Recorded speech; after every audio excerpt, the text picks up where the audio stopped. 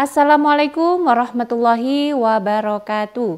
Kembali lagi di channel saya, Welinda Ahmad. Apa kabar Anda semuanya? Semoga Anda selalu dalam keadaan sehat walafiat dan dilancarkan segala urusannya serta dimudahkan rizkinya.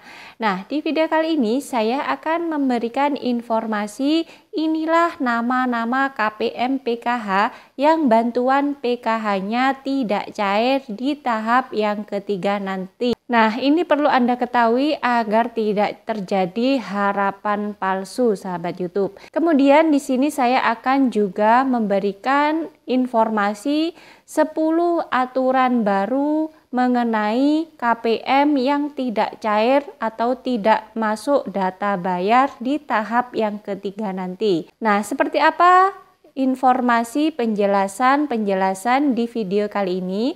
Mari simak video ini sampai habis, jangan di skip agar tidak menimbulkan gagal paham. Dan bagi Anda yang baru bergabung di channel ini, saya ucapkan selamat datang dan terima kasih. Saya mohon dukungannya kepada Anda semua untuk terus dukung channel ini dengan cara klik tombol subscribe, aktifkan notifikasi loncengnya agar Anda mengetahui setiap saya mengupdate info-info terbaru. Kemudian jika Anda suka, silakan di like dan di share ke berbagai media sosial Anda. Nah, baik sahabat YouTube, seperti yang Anda ketahui bahwasanya pencairan PKH di tahap yang kedua ini masih berlanjut hingga termin ke-10. Tergantung setiap bank-banknya itu mencairkan, ada yang sampai dengan termin ke-9 dan ada juga yang sudah sampai di termin yang ke-10. Nah, ini adalah target hingga bulan Juni nanti, yang mana alokasinya adalah pencairan tahap kedua itu dimulai dari bulan April, Mei hingga Juni. Nah, setelah tahap kedua selesai nanti sahabat YouTube, nanti juga akan diteruskan pencairan di tahap yang ketiga nanti, alokasi Juli, Agustus, dan September. Nah, berhubung di tahap yang kedua ini masih belum selesai karena targetnya masih ke 10 juta KPM PKH belum selesai semuanya, masih ada waktu 1 bulan lagi. Maka dari itu perlu Anda ketahui agar Anda nantinya tidak mengharap palsu atau memberikan harapan palsu. Jadi perlu Anda ketahui siapa sajakah yang tidak cair di tahap ketiga nanti, mulai saat ini bisa Anda ketahui. Nah, ada 10 penyebab KPM tidak cair bantuannya atau tidak masuk di data SP2D atau di data bayar. Di sini saya akan membacakannya semuanya sahabat YouTube. Nah, inilah yang pertama. KPM yang dipastikan tidak cair atau tidak masuk di data bayar tahap ketiga.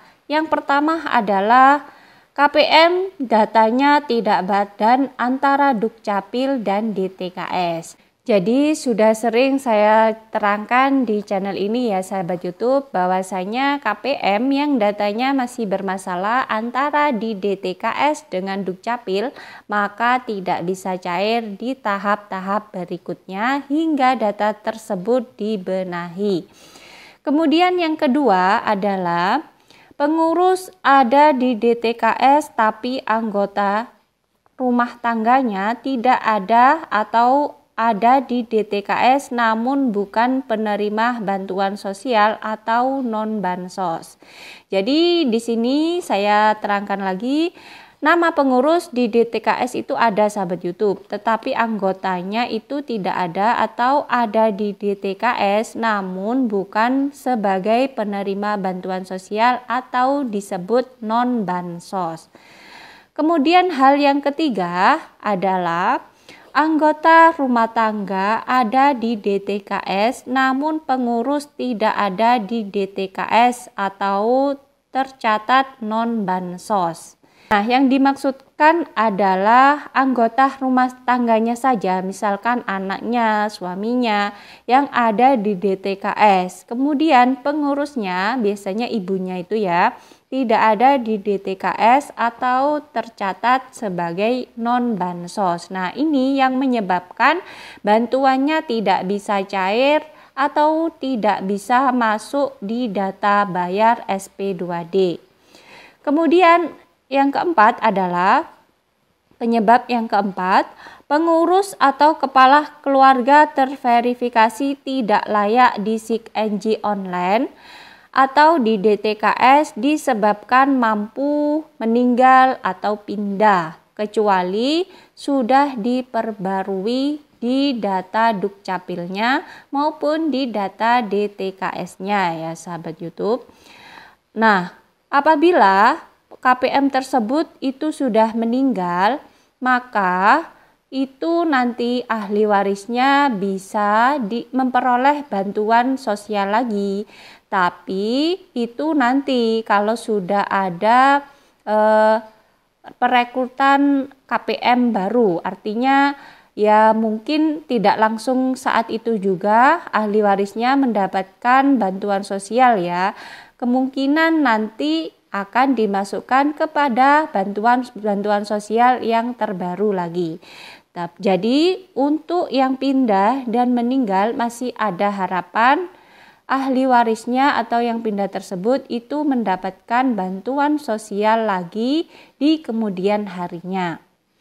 Kemudian penyebab yang kelima yang menjadikan Anda tidak masuk di data bayar adalah ART padan di Dukcapil dan DTKS namun tidak padan Dapodik atau EMIS yang dikelola oleh sekolahnya, yang nantinya terpusat di Kemendikbud atau Kemenak. Jadi misalkan ya, data Anda, suami Anda, anak-anak Anda semuanya sudah padan di DTKS, di Dukcapil sudah padan, namun anak-anaknya khusus PKH yang mempunyai anak sekolah ternyata belum juga sinkron dengan data yang di Dapodik atau di data EMIS.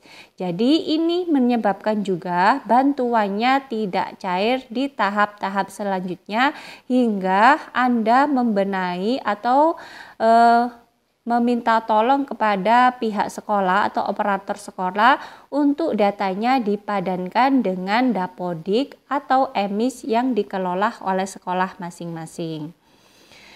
Nah, kemudian penyebab yang keenam adalah ART atau anggota rumah tangga tidak satu kakak dengan pengurus.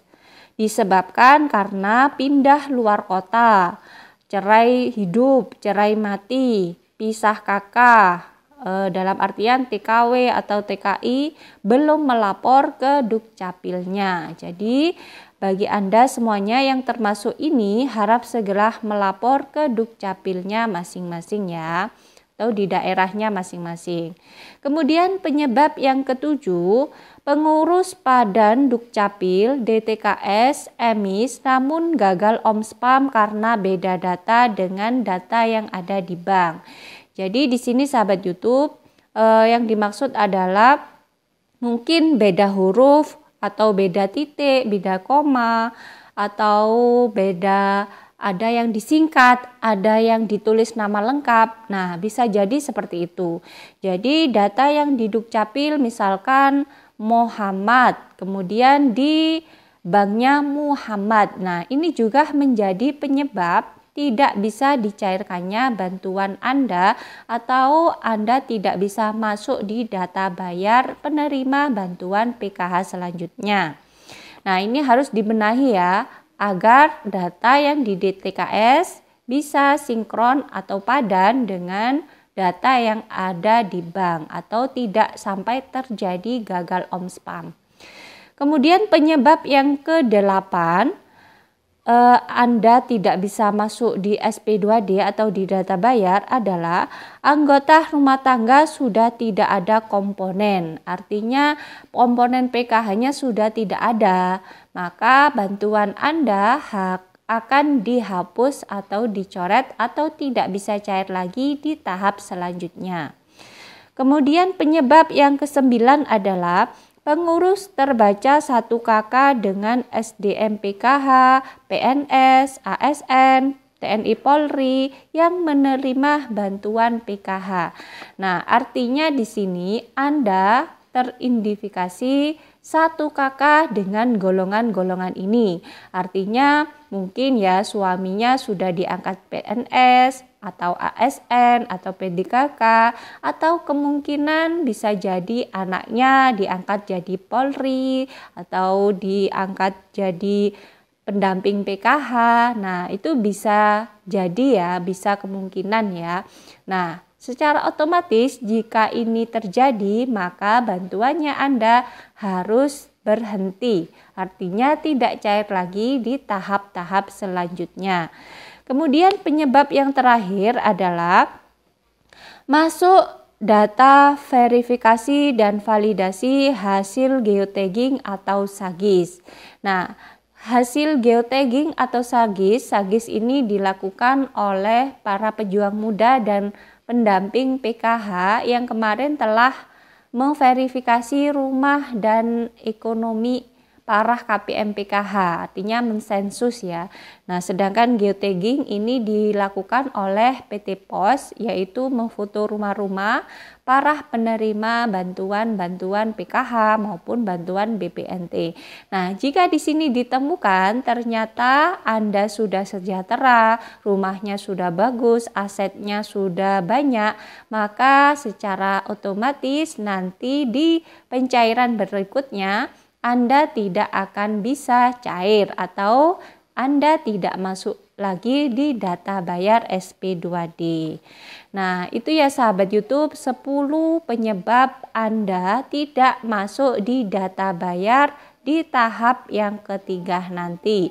Nah, untuk memperjelas apakah nama Anda masih tergolong orang yang akan cair di tahap selanjutnya, Anda bisa mengecek nama Anda di www.kemensos.co.id. Nah, di situ apabila status PKH-nya adalah iya, BPNT iya, PBI iya, maka insya Allah di tahap yang ketiga nanti Anda bisa cair bantuannya. Nah, itu saja sahabat YouTube informasi mengenai nama-nama KPM PKH yang tidak cair di tahap yang ketiga nanti, beserta 10 aturan penyebab bantuan Anda tidak bisa cair atau nama Anda tidak masuk di data bayar tahap ketiga nanti. Semoga informasi ini bisa bermanfaat bagi Anda semua, dan bagi Anda yang baru bergabung di channel ini, jangan lupa tinggalkan jejak dengan cara klik tombol subscribe, aktifkan notifikasi loncengnya agar Anda mengetahui setiap saya mengupdate info-info terbaru. Kemudian jika Anda suka silakan di like dan di share ke berbagai media sosial Anda. Dari saya wallahul muwaffiq ila aqwamit thoriq. Wassalamualaikum warahmatullahi wabarakatuh.